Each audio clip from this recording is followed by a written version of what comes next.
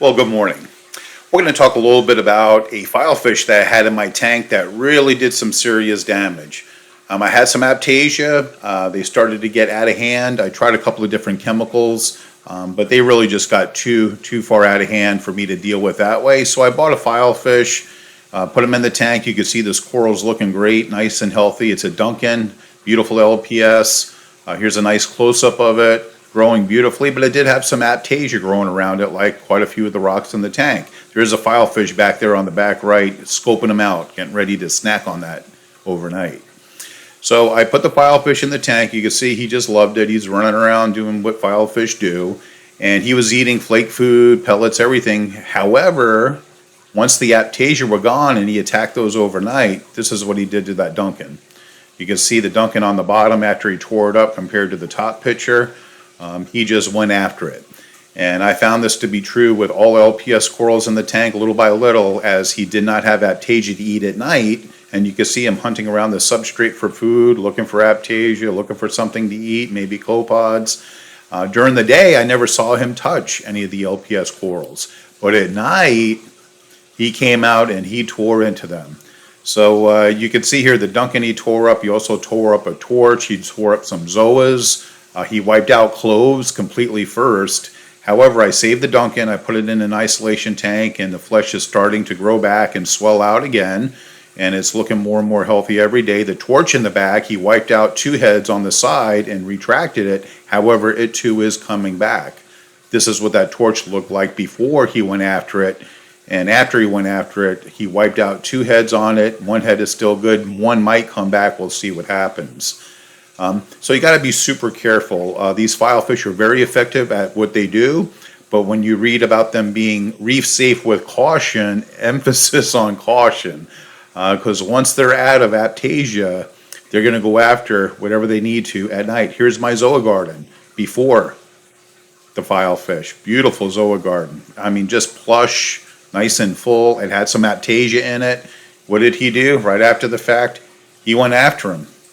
I mean, he went after those Aiptasia, and in his process, he developed quite a taste for zoas. He wiped out my Bam Bams, my Rastafarians, my daisy cutters, all of my favorite zoas. He just went after them. Now, this happened like in 2 nights, all of this damage. So by the time I figured out what was happening, I had time from work to take care of it, the damage was already done.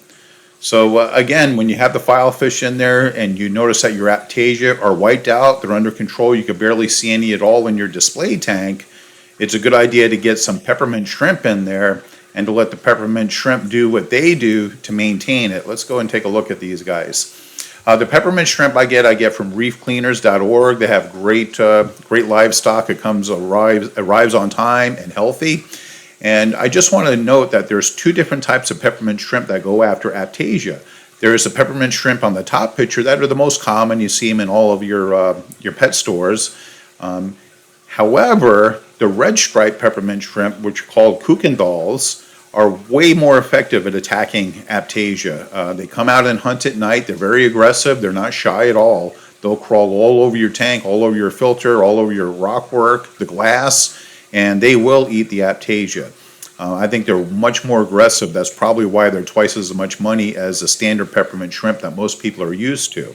Also wanted to mention that when you're putting peppermint shrimp in your tank, consider at least 1 peppermint shrimp every 20 gallons, maybe 2 every 20 gallons, no matter which breed you buy.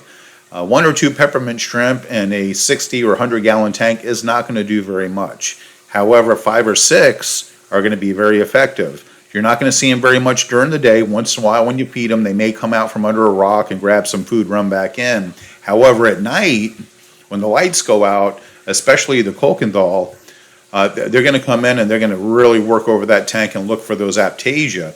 I found that they don't really mess with the LPS corals like filefish do whatsoever.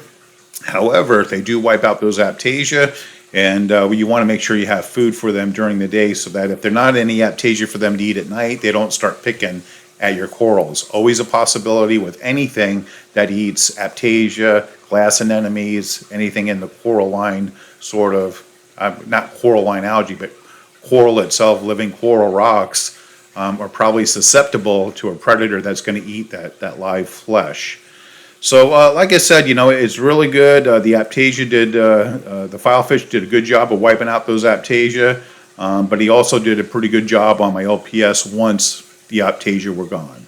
So again, remember that chemical like maybe Aiptasia X or Frank's juice or Kalkwasser paste, lemon juice is great for the really big Aiptasia. The Filefish come in and they love the medium to small Aiptasia, and once you get down to that size, the peppermint shrimp really do a good job of maintaining your tank from that point forward, especially if you're bringing new corals in. Great to put in an isolation tank while your corals are acclimating, or whether you're checking them for pests and whatnot, they're going to clean them up and eat anything that's on there, including some other critters too. So enjoy this. Don't make the mistake I made by leaving your Filefish in the tank too long, or your LPS are probably going to suffer.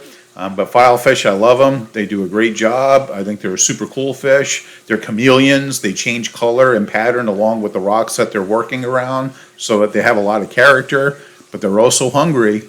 And if you let them go at night, you may regret it once your Aiptasia are gone. We sure appreciate you tuning in. Fishy Fins would appreciate it if you would like us inside of YouTube and also subscribe. That would be a big help. Thank you guys. Have a wonderful day. We'll see you again in your reef tanks.